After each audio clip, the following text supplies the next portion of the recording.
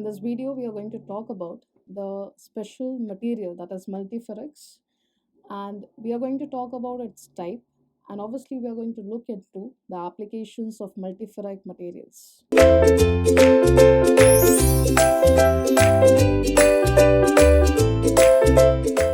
So, starting with the concept of multiferric, before that, we have to go through the prerequisites. That is, like when you talk about any magnetic materials, depending upon their properties, that whether they are magnetized or not, they are classified into three types. That is, you can have magnetic materials of three types, that is, diamagnetic, paramagnetic, and ferromagnetic. And out of all the three materials, the material which has lowest magnetization is the diamagnetic material. And as we go from diamagnetic to para and then to ferro, the magnetization goes on increasing. So, when we want to make a permanent magnet in real life, in that case, we have to make use of the ferromagnetic material for the consideration of stronger magnetization. So whenever we talk about, like, if you want to make a temporary magnet, so temporary magnet can be made up of either diamagnetic or paramagnetic. But if we want to make a permanent magnets, they are supposed to be made up of the ferromagnetic materials.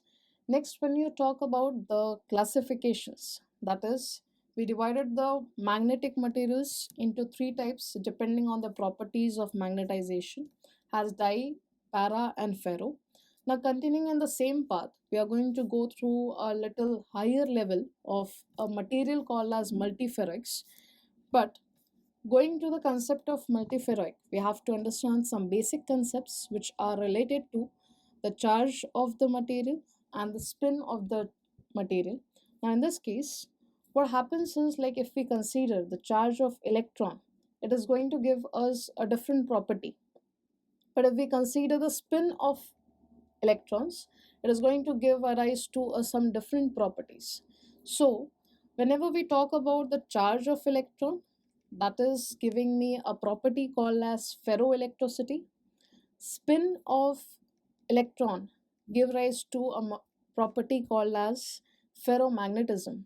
So, these are the two different concepts which are related to different properties of the electrons. As we are aware that the electron is a charged particle, it can possess a charge as well as it has an intrinsic angular momentum which is called as spin angular momentum.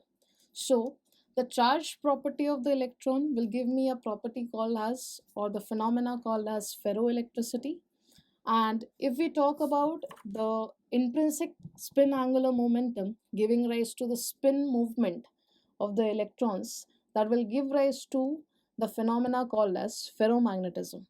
So, this is what we say about that all this ferroelectricity or ferromagnetism, or if we talk about two more concepts, that is piezoelectricity and piezomagnetism, they all are related to each other, as in some or another manner they are giving rise to electricity as well as magnetic field. So, starting with the concept of the first effect, that is piezoelectric effect. What do you mean by piezoelectric effect? Is that simple? At the input, you have to apply a mechanical stress, and this mechanical stress, which is applied at the input, will give rise to the change in electricity, or you can say it will give rise to the current in the circuit. So, if we want current at the output, or if we want electricity at the output, we have to make the changes as in the form of mechanical stress.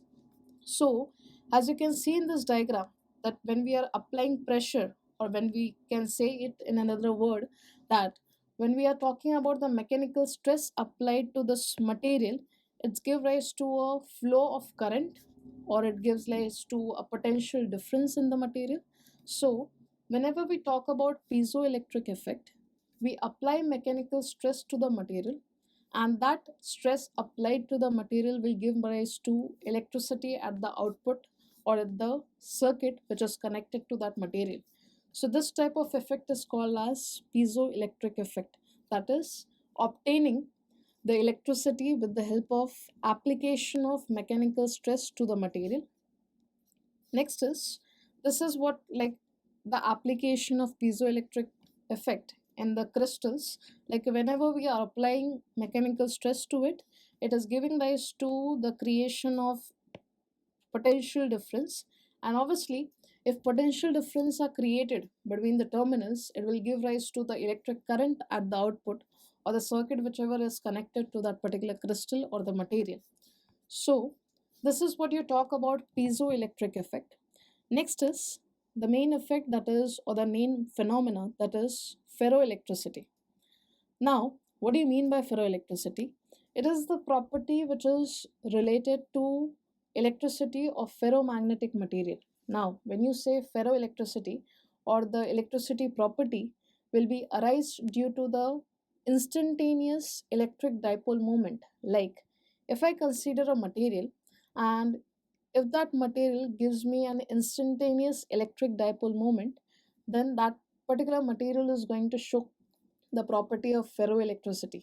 So if we consider a ferromagnetic material, and in that ferromagnetic material there is a property called as, that is, presence of dipole moment, and if it is showing the dipole moment, it will give rise to the electricity in that material, that is, it will give rise to potential difference, and if we get potential difference, we are going to get electricity in the material.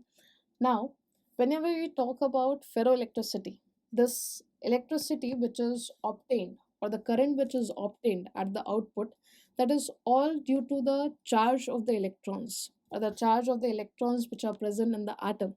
As you can see in this particular diagram, it indicates that in the internal structure is nothing but the octahedral structure.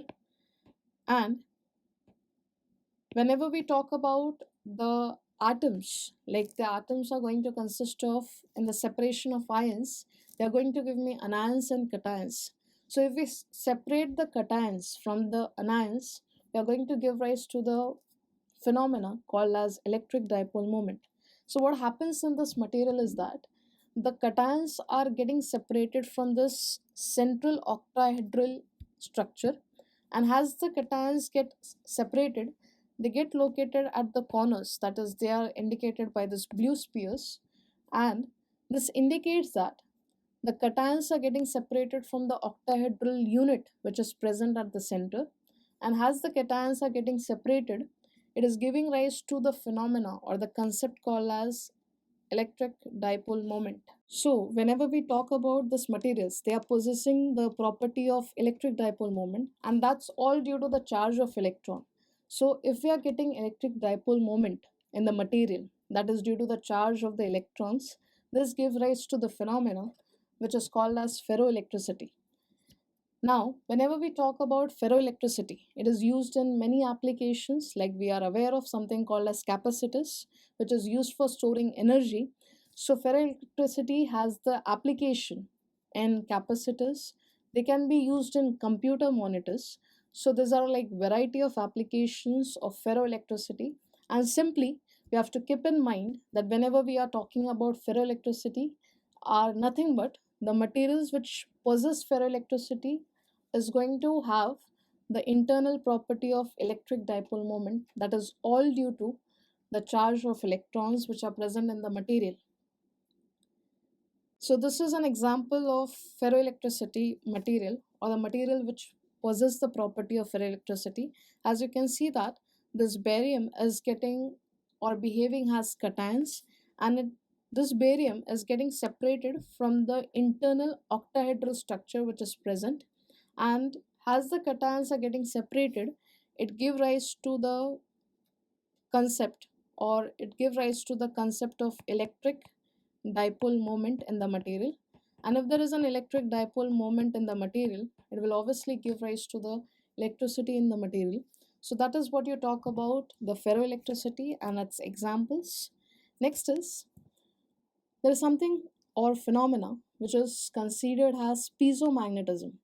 The way we said piezoelectricity, it's a counterpart, that is piezomagnetism.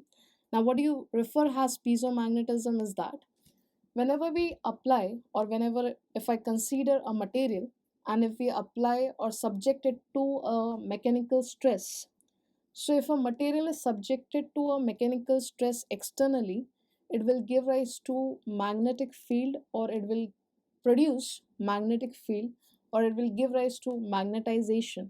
So we are getting magnetization at the output just due to the mechanical stress applied at the input, that is to the material. So, whenever we talk about the phenomena of piezomagnetism, that is, we are getting the phenomena of magnetism, or we can say that we are getting the concept of magnetization, or the material is getting magnetized just because of the application of mechanical stress to the material. That's what is giving rise to the magnetic field at the output due to the application of stress at the input, and this is referred to as the phenomena called as piezomagnetism. Next is, as we talked about ferroelectricity, we have one more phenomena to its counterpart, that is ferromagnetism. Now, whenever we talk about ferromagnetism, they consist of magnetic dipole moments.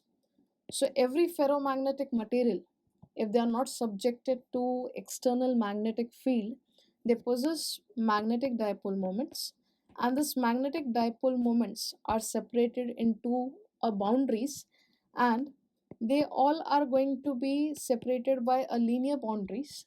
And second thing, the dipole moments which are present in one single space, or this particular space which is surrounded by a boundation, they all are going to have same directions.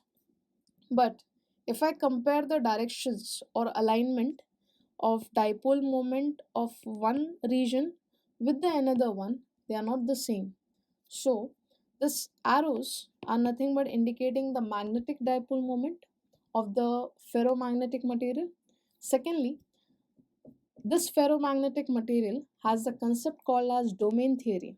According to domain theory, this ferromagnetic materials consist of small domains, and each domain will consist of magnetic dipole moments, and not one magnetic dipole moment. There are large number of magnetic dipole moments. As you can see in this diagram, that there are many domains present in this particular case, that this is the first domain, second, third, and you can have many large number of domains present in that. Secondly, the arrows which I have indicated over here is nothing but the magnetic dipole moment.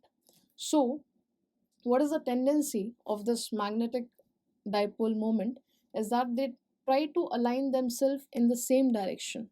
So the dipole moments in each domain are going to have the same direction. But if I compare the direction of magnetic dipole moment of one domain with the another one, they are not the same. So whenever we talk about the direction of magnetic dipole moment, in one domain it is going to be same. They are going to all be aligned in the same direction. But if I compare it with some other domain, the magnetic dipole moments are not going to have same directions without an external magnetic field. But as soon as this ferromagnetic material is subjected to external magnetic field, what happens is that due to the external magnetic field, all the dipole moments starts aligning in the direction of external magnetic field, whereas in the previous case, that is in the absence of external magnetic field, they were aligned, but the alignment was only limited to the domains. But when I compared the domain, one domain alignment with another domain alignment, they were not the same. So as soon as we subject it to external magnetic field, all the domains are going to have the magnetic dipole moment aligned in the same direction, and as the dipole moments are getting aligned in the same direction as that of external magnetic field, the material gets magnetized. And that is, as it is a ferromagnetic material, it gets strongly magnetized because all the magnetic dipole moments of the material is getting aligned in the direction of external magnetic field. So this is the method of magnetizing the material, and once the material is magnetized, it cannot be demagnetized so easily because we are referring to the ferromagnetic material. So this is what you talk about ferromagnetism. So we can in general say that ferromagnetism is arised due to, because the material possesses the magnetic dipole moment first of all, and the magnetic dipole moment is getting derived due to the spin of the material or the spin of the charges. So this is what you talk about ferromagnetism. So when I talked about the charge, it gave rise to the ferroelectricity property. When we talked about the spin, it gave rise to the ferromagnetism. But if I consider both together, that is, the simultaneous occurrence of ferroelectricity and ferromagnetism, not independently, in that case, if I say that simultaneously there is an occurrence of ferroelectricity as well as ferromagnetism, the new phase which we get or the new materials which we get is multiferroic materials. So we can say that multiferroic materials are nothing but the materials which show the simultaneously the behavior of both, that is ferroelectricity as well as ferromagnetism, because initially we were talking about the independent behaviors, that is when we talked about the charge, it gave rise to the ferroelectricity. When we talked about the spin, it gave rise to the ferromagnetism. But now I'm saying that the material which has the property or which is simultaneously showing the property of both ferroelectricity as well as ferromagnetism, it is referred to be the multiferroic materials. Now, this is a one way of defining the multiferroic material. That is, the spontaneous occurring of the ferroelectricity and the ferromagnetism together is going to give rise to the multiferroic. Now, the another way of defining multiferroic is that it is a single phase material which is going to possess two or more ferroic properties. So this is like the most simple way of defining multiferroic, because when we look at the word multi means or it refers to many, and when we talk about the ferroic, we are talking about the many ferroic properties. When I say ferroic properties, we mean to say that ferroelectricity is a ferroic property. Ferroelasticity is also a ferroic property. Ferromagnetism is also a ferroic property. So this is what we talk about the ferro or ferroic property, that is ferromagnetism, ferroelectricity, ferroelasticity. So this is what you talk about the ferroic properties. Now, whenever we talk about multiferroic, I said it is a single phase material which will possess two or more ferrite properties simultaneously. That is why that materials are going to be referred as multiferroic materials.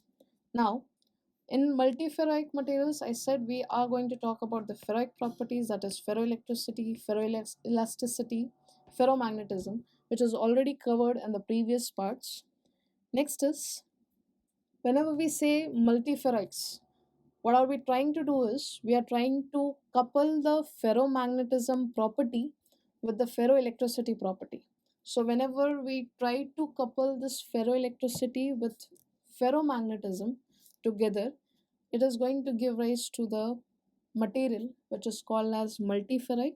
As we can see that the electric field or the electric field intensity is controlling the magnetization of the material, and the magnetic field intensity, that is H, is controlling the polarization of the material. As we are aware that polarization is the electricity phenomena and magnetization is the magnetism phenomena. But when we are talking about multiferroic, as it is coupling ferroelectricity and ferromagnetism together, that is why we can say that in multiferric we can obtain electric field or we can obtain magnetization due to electric field, and we can obtain polarization due to magnetic field. So this is what we talk about material which has the coupling of ferroelectricity with the ferromagnetism, that is the multiferric materials. This is the natural single phase materials which is or which possess the property of two or more ferrite materials, that is congolite, this is a natural example, or you talk about hubnerite and the chambersite, these are the natural examples of the multiferrics which are available in nature. Next is, whenever we talk about multiferrics, we have types of multiferrics or multiferric classified into two types, that is the type 1 multiferric and the type 2 multiferrics. So whenever we are trying to classify the multiferric materials on the behavior shown by them, they are going to be classified into two types, that is type 1 multiferric and type 2. Now whenever we talk about type 1, in type 1 multiferrics, the ferromagnetism and ferroelectricity property is going to occur at different temperature, first of all. Secondly, they are going to occur due to different mechanisms. That means if we want to obtain ferroelectricity and ferromagnetism in the type 1 multiferrics, it will be obtained at different temperatures and obtained due to different mechanisms. And whenever we talk about type 2 multiferrics, in this case, the ferroelectricity and ferromagnetism is going to occur at same temperature, first of all. Secondly, they adopt the same mechanism to obtain the ferroelectricity and the ferromagnetism phenomena. So this is what you talk about the differentiation between the type 1 multiferrics and type 2 multiferrics. And if we want to talk about type 1, it is obtained at higher critical temperatures.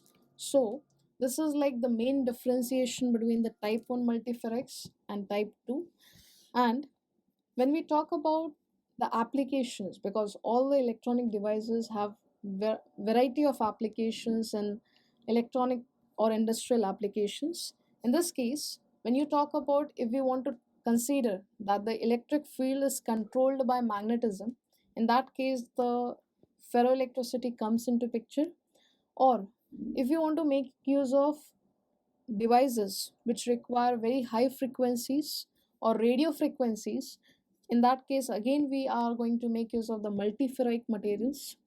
Next is the two main parts of the physics, that is cosmology and the particle physics, is again adopting the properties of the multiferric. Like multiferric has a very large applications in cosmology and the particle physics.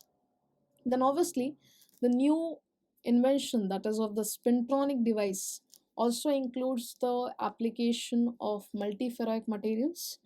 And suppose if you want to make use of the information storage device, and if you want to consider the information storage device, in that case also the ferromagnetic or ferro multiferric materials are used. And lastly, when you talk about the quantum electromagnets, they are going to also have the applications of multiferric materials. So in this way we can relate the ferroelectricity property with the ferromagnetism. And once we talk about the material having two or more ferroic properties in a single phase, that is called as multiferric.